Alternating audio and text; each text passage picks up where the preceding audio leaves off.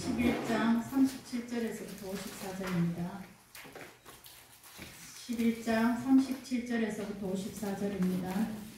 교독하겠습니다. 예수께서 말씀하실 때에 한 바리새인이 자기와 함께 점심 잡수시기를 청함으로 들어가셨더니 잡수시기 전에 손짓지 아니하시는 바리새인을 보고 이상히 여기는 자.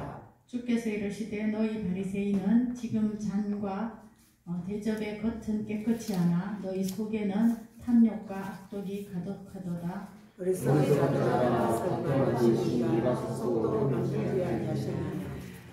그러나 그 안에 있는 것으로 구제하라. 그리하면 모든 것이 너희에게 깨끗하리라. 너희가 악화와 음란과 모든 질서에 실증을 들이되 공의와 하나님께 대하여 사랑을 버리는도다. 그러나 이것도 행하고 저것도 버리지 말아야 한다. 화 있을진저 너희 바리새인이여 너희가 회당의 높은 자리와 시장에서 문안받는 것을 기뻐하는도다.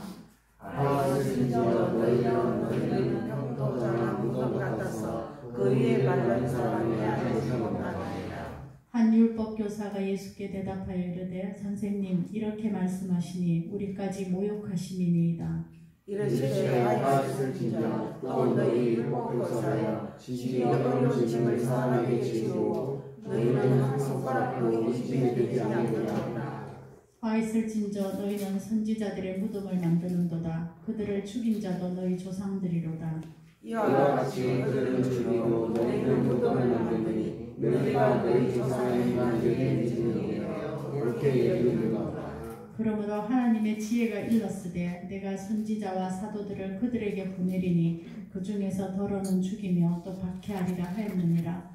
창세의 이후로 흘린 모든 선지자의 일을 이 세대가 담당하되 곧 아벨의 피로부터 제단과 성전 사이에서 죽임을 당한 사가랴의 피까지 하리라.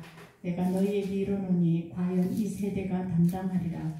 화있을진저 너희 율법교사여 너희가 지식의 열쇠를 가져가서 너희도 들어가지 않고 또 들어가고자 하는 자도 말하는 하시니라. 거기서 나오실 때에 서기관과 바리새인들이 거세게 달려들어 여러 가지 일을 따져 묻고 그 입에서 나오는 말을 들으셨고자 하여 노리고 있다. 네, 날씨가 좀 이제 다시 더워지는 것 같습니다. 사실 이 본문은 지난주는 저희들이 우리가 왜 예수님을 쉽게 받아들이지 못할까 이런 관점이었다면 오늘은 예수님을 믿는데 왜 잘못 믿을까 잘못된 신앙생활에 대해서 예수님이 얘기합니다.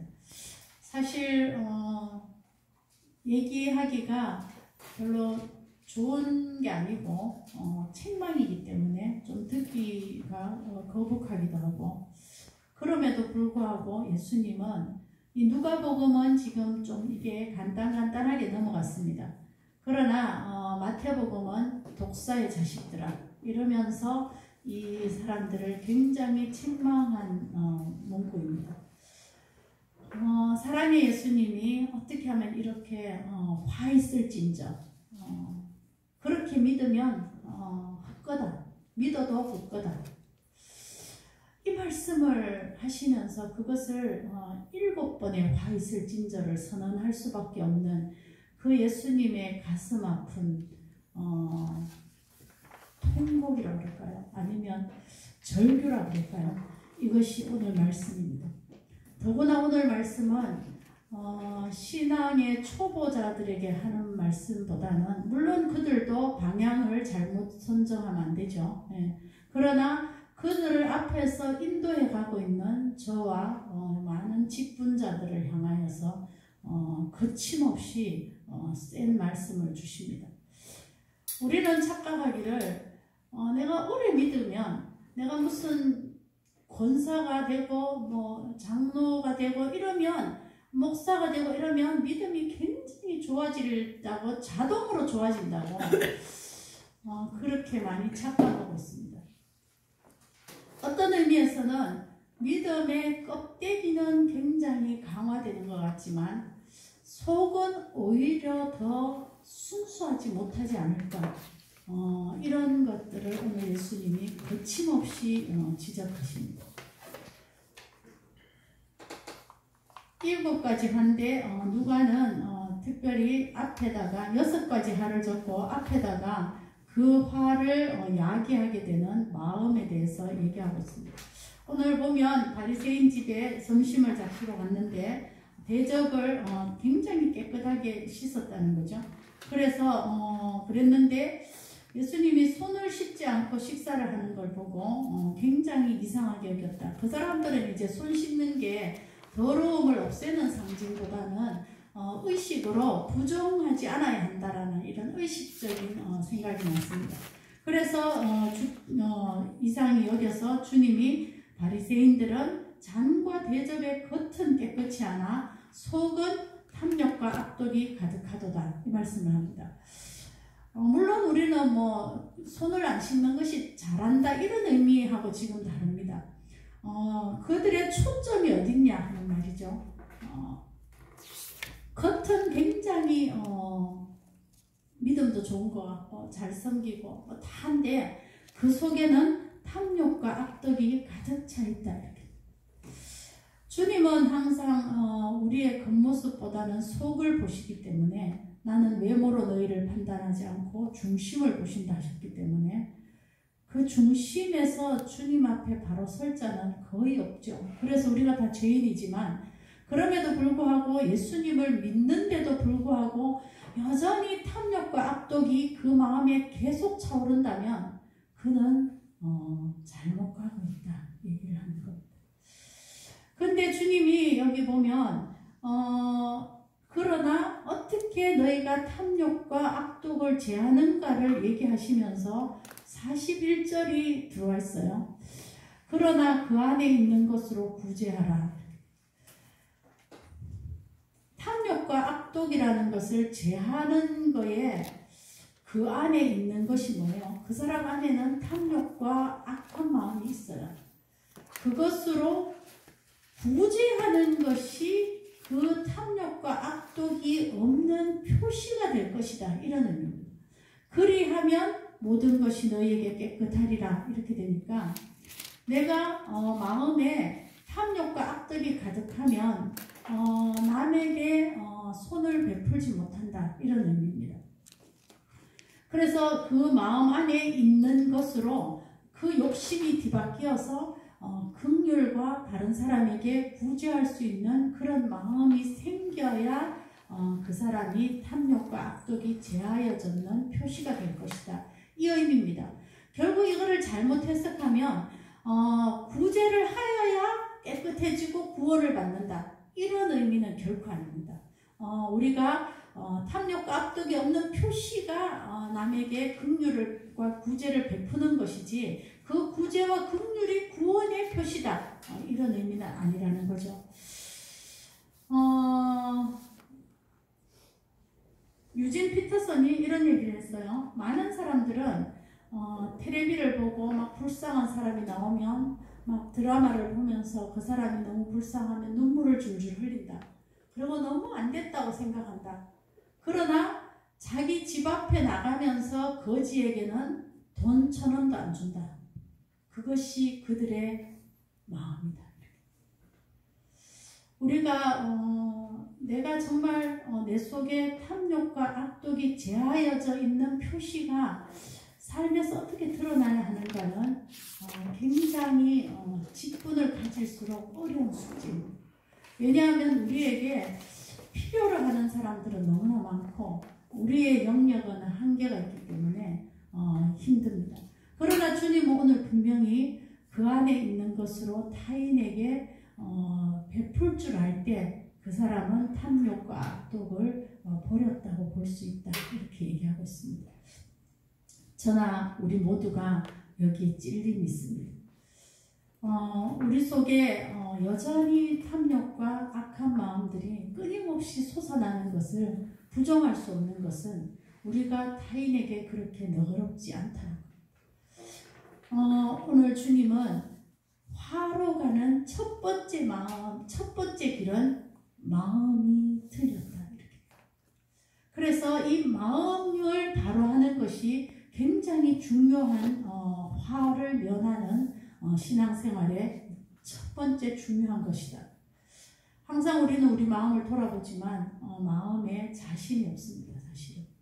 그러나 이 방향이 틀렸다는 것을 알고 그렇게 하지 않도록 많이 해야 된다는 거죠. 수많은 세상의 크리스찬들이 있지만 어떤 의미에서는 안 믿는 사람보다 더 따지기를 좋아하고 더 긍휼 베푸는 것을 못하는 크리스찬들이 굉장히 많았습니다. 너는 잘하냐 이러면 저도 마찬가지입니다. 그렇기 때문에 이것이 우리에게 굉장한 신앙의 지표가 된다는 거예요. 내가 탐욕과 악독에서 타인을 향하여 뭔가를 베풀 수 있는 사람이 되느냐 안 되느냐가 지표가 된다는 거죠. 저는 거의 많은 사람의 크리스찬들을 알고 있지만 저도 그렇게 생각합니다. 넌 크리스찬보다 크리스찬들이 훨씬 더 속이 좁더라. 이런 걸 많이 느끼고 슬퍼합니다. 그 다음에 두 번째는 예수님이 잘못된 신앙에 화 있을진저 이게 애통에 오라 화로다 이런 뜻입니다. 거기에 42절에 보면은 박하와 운항과 채소의 11조는 드리나 공의와 하나님께 대한 사랑은 버렸다. 두 번째는 잘못된 종교생활입니다. 율법의 세세한 규칙을 정해요.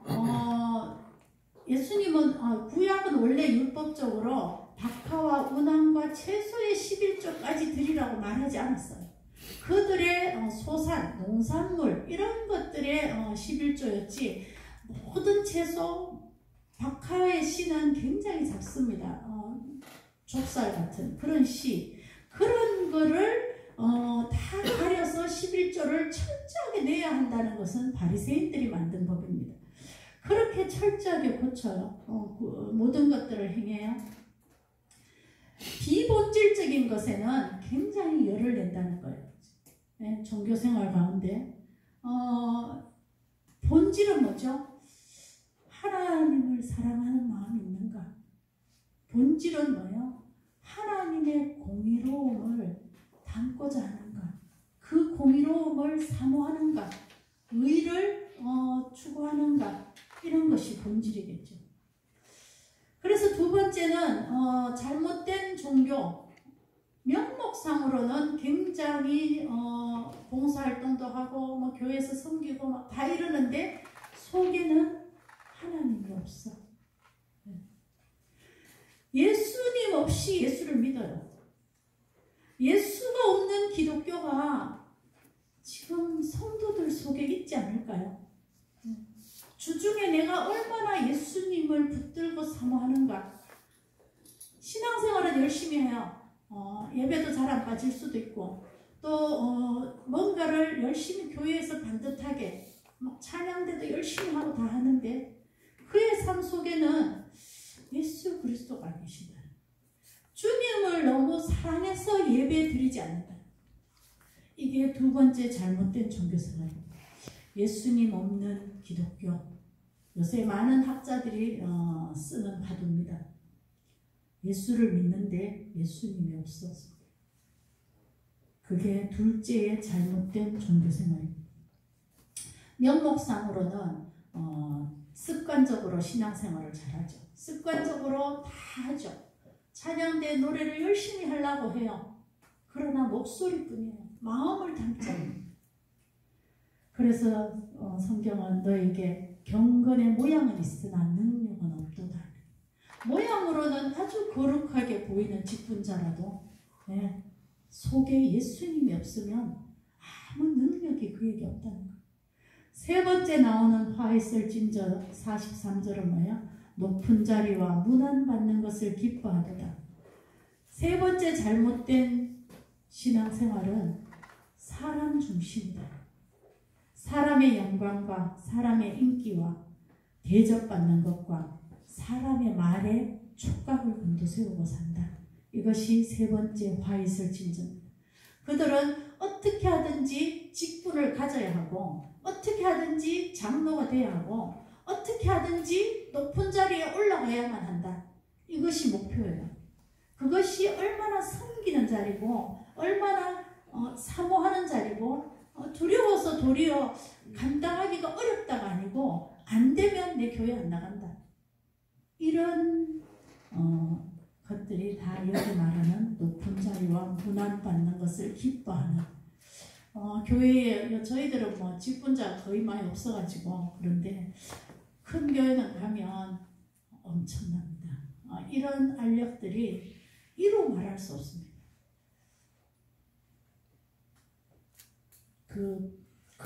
그때에 패가 막 나눠지고 그때에 막 전화 돌리는데 열심히고 이런 것들이 전부 다 잘못된 교회에서 직분을 많이 받았다는 것은 훨씬 책임이 크고 나중에 하나님이 엄청 엄중하게 물으실 게 많다는 거예요.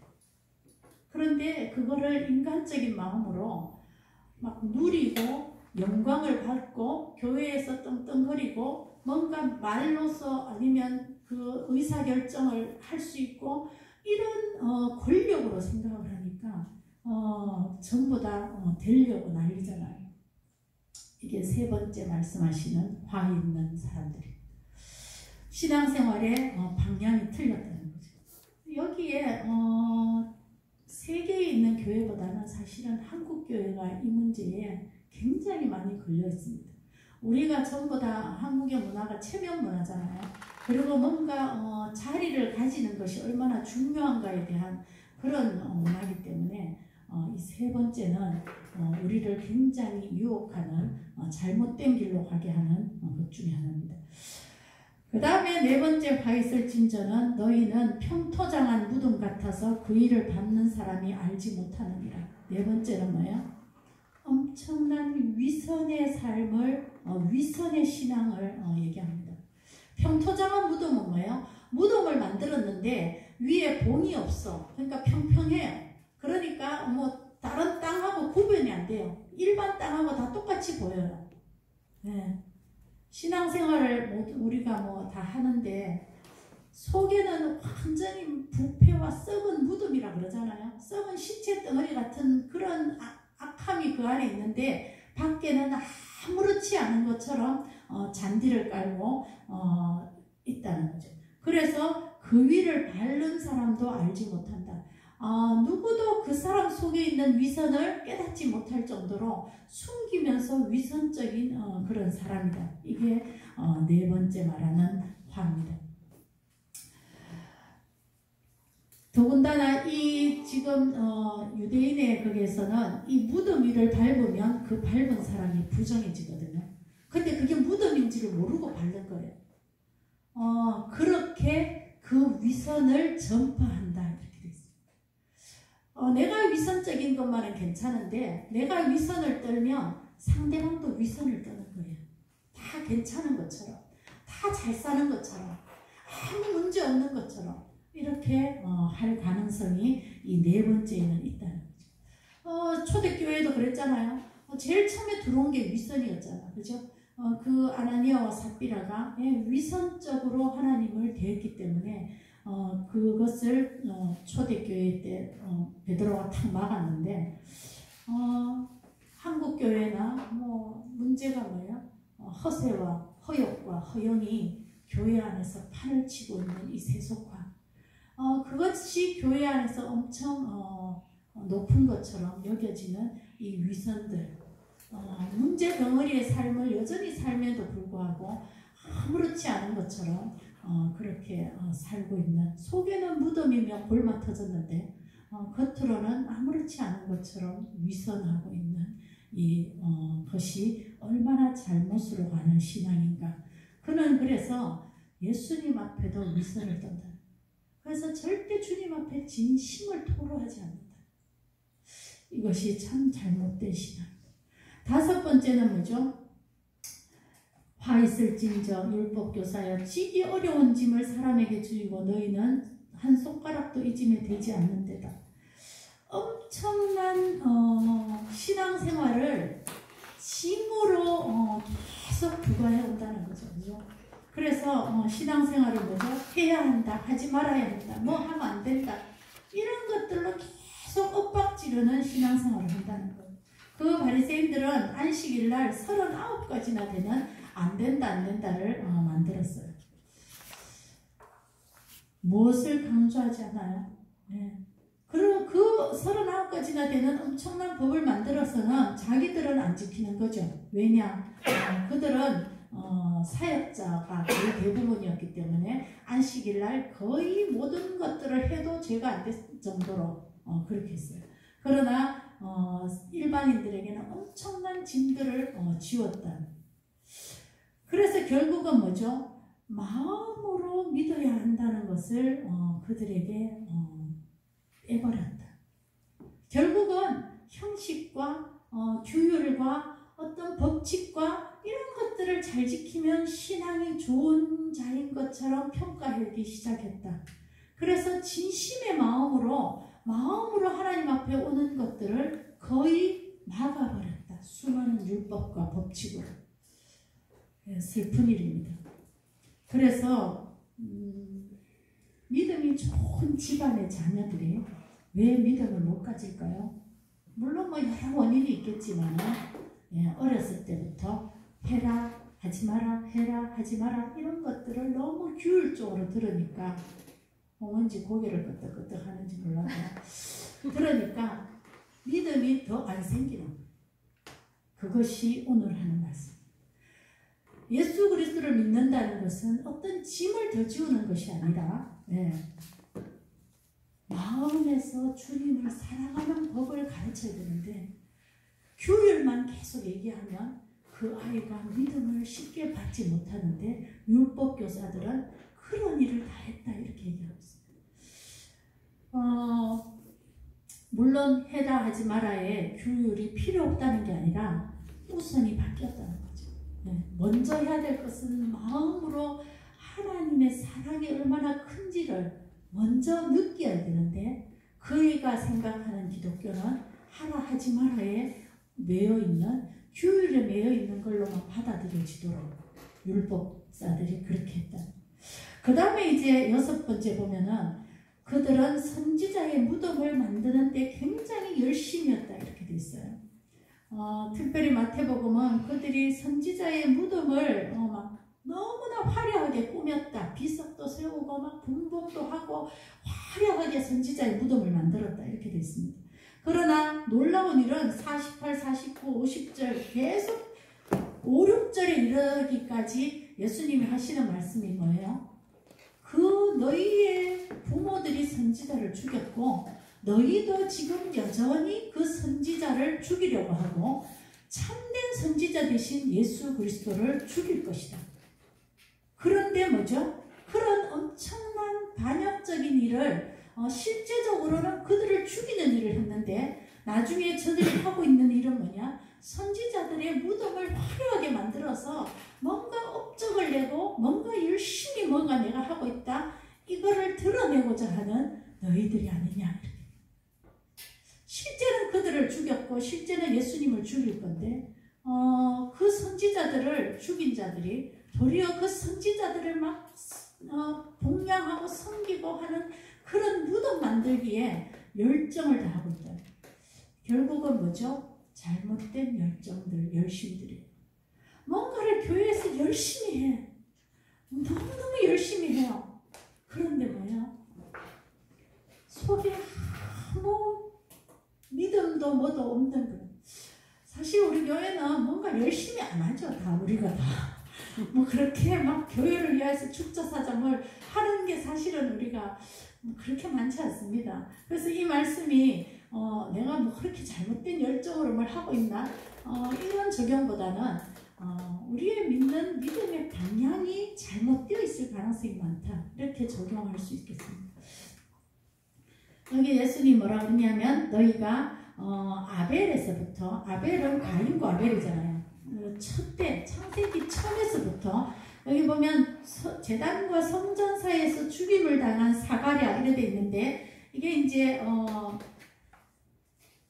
거기에 보면 역대하 24장 22절 거기 보면 이제 스가랴입니다. 사실은 이 사람이 누구냐? 요아스가 어렸을 때 왕이 돼가지고 여호야다라는 제사장 그리고 수많은 자기 주위에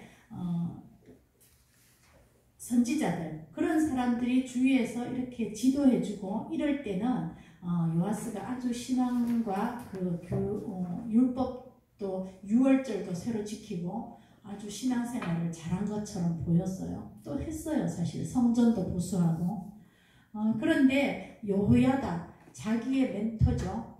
그리고 자기를 인도해주는 그런 부모 같은 자죠. 그 여호야다가 죽자 요아스가 굉장히 방자해지기 시작했다.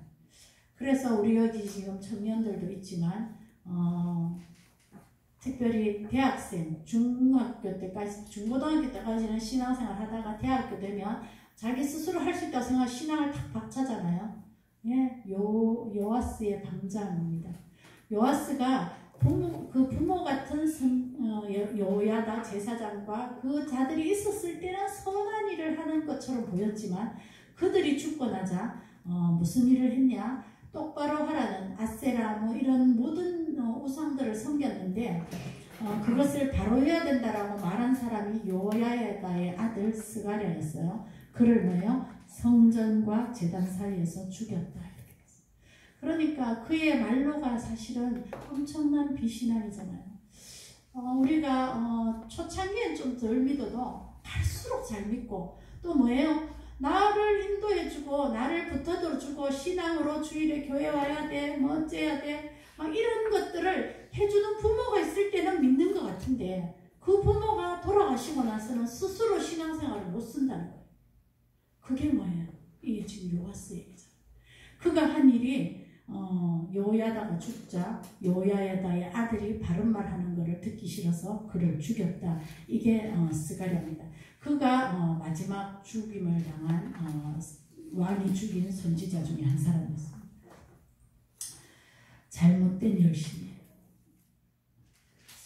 선지자의 무덤이 그렇게 거기에만 열정을 다하고 다 하는데 진짜 속에는 믿음이 없었다.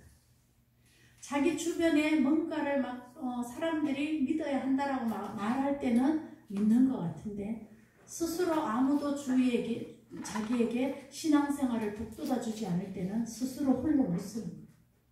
이 말을 지금 하시는 거예요. 우리의 기도 제목이잖아요. 믿음에 계속 배를 이어가야 되는데 내가 없더라도 자녀들은 여전히 믿음에 설까? 그것도 바른 믿음에 서 있을까? 이것이 참 중요한 기도 제목이고 여러분들이 감당해야 할 일입니다.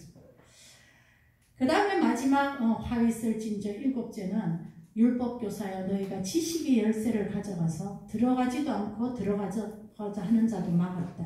결국은 뭐죠? 지식의 열쇠, 율법교사가 하는 일이 말씀을 해석하는 거예요. 말씀을 해석해가지고는 잘못된 해석을 했다. 말씀을 잘못 해석해가지고 특별히 예수님이 지금 지적한 율법교사들은 뭐죠? 모든 말씀을 이 사람들은 해야 되고 하지 말아야 되고 이걸 하면 복이고 이걸 안 하면 저주고 이런 가부에 굉장히 열정을 냈죠. 예, 그렇게 다 해석했죠. 그래서 그런 해야 된다 하지 말아야 된다로 인해서 저들의 말씀은 도리어 율법을 지켜야지만이 내가 의로워진다.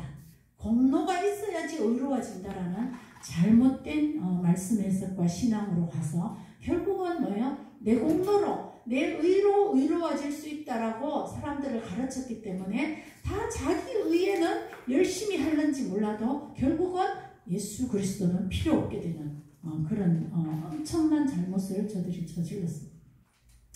그 7번째 화는 잘못된 말씀 전달입니다. 잘못되게 말씀을 해석해서 지금도 여전히 유효하겠죠.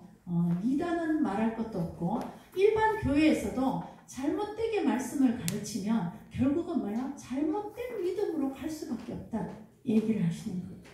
그렇게 하니까 7가지 이걸 말하니까 거기서 나오실 때에 그 서기관과 바리새인들이 거세게 달려들었다.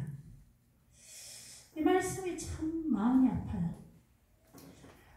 예수님이 오죽하면 이 사람들에게 화 있을진저 이러면서 이거를 7번이나 화로다 이렇게 말하면 그 진심이 그들에게 와닿아야 되는데, 아니 우리를 핀잔을 주다니, 우리를 모욕하다니, 우리에게 이렇게 하다니 이러면서 뭐죠? 거세게 달려들어서 따지고 책잡고 이렇게 했다. 그들은 물을 건너갔다. 돌아오지 않을 것으로 갔다는 거예요. 주님의 마음이 그들을 볼 때 얼마나 안타까웠겠어요. 신앙생활 열심히 하려는 자들이었어요.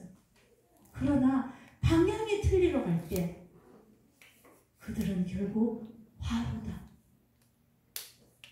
예수 그리스도가 필요 없는 그 지역까지 나아갔다. 요아스가 그 요야다의 아들 스가랴를 죽였듯이 거기까지 갔다. 이런 엄청난 아픔이 그들에게 있습니다. 이 지금 특별히 이 말씀은 아까도 말씀드렸지만 초신자들보다는 오래 믿은 자들에게 주님이 경고하시는 겁니다. 믿음의 2세들에게 경고합니다. 잘못되게 가지 말라. 얼마나 주님이 화나셨으면 화로다를 마태복음은 7번 완전하게 화나, 이런 말씀이죠. 우리가 전부 다 주님을 믿으면서 사는데 잘못된 방향으로 가지 않는 믿음이 얼마나 귀중한 건가, 그거를 오늘 첫 번째 얘기했어요. 마음으로 나를 바라보라. 그래서 이사야서 이렇게 주께서 이르시되 이 백성이 입으로는 나를 가까이하며 입술로는 나를 공경하나 그들의 마음은 내게서 멀리 떠났나니. 주님이 바라는 것이 오늘 누가복음 처음에도 너의 마음을 깨끗하게 하라 하듯이 결국 말씀이에요. 외적인 것이 아니라 마음은 어떠냐. 마음이 나를 섬기고 사랑하고 나를 가까이하고 마음 안에 예수 그리스도가 있는가, 충만한가, 이게 오늘 말씀의 핵심입니다. 그러면 화 있을 진저가 아닐 것이고, 그렇지 않고 마음을 저버리면 화 있는 신앙이 될 것입니다. 이런 경고들이 저와 우리 모두에게 좀 새겨져서 끊임없이 우리는 바른 믿음의 길은 무엇인가를 추구해 가서 결국은 믿고 구원받지 못했다. 엄청난 불행이잖아요. 믿고 예수와 함께 영생을 누리고 복을 누리고 하나님 나라를 누렸다. 이런 모든 성도들이 되기를 간절히 바랍니다. 기도하겠습니다. 아버지 하나님, 오늘 말씀 저희들이 참 새겨들기 어렵습니다. 또 우리 혹시 우리 마음속에 율법사와 이 바리새인들처럼 반발하거나 거세게 달려들거나 주님의 말씀을 책잡는 자가 아니라 주님이 얼마나 안타까우면 그들에게 이렇게 말씀하실까를 되새기며 마음을 주께로 가져오며 마음 안에 주님을 충만케 하며 주님의 함께하심과 주님의 현존을 경험하며 끊임없이 주님을 사랑한다고 고백하며 주님이 주시는 놀라운 것들을 감사하며 주님 안에서 참되게 살아가는 것이 무엇인지를 그렇게 바른 신앙을 할 수 있는 모든 성도들 다 되게 저들의 마음 안에 좌정하여 주시고 저들의 마음을 깨끗하게 하여 주시고 저들의 마음이 내게서 멀도다가 아니라 나와 참 함께하며 가깝구나라는 이런 음성과 이런 주님의 은혜를 누릴 수 있는 자 되게 하여 주시옵소서. 예수님 이름으로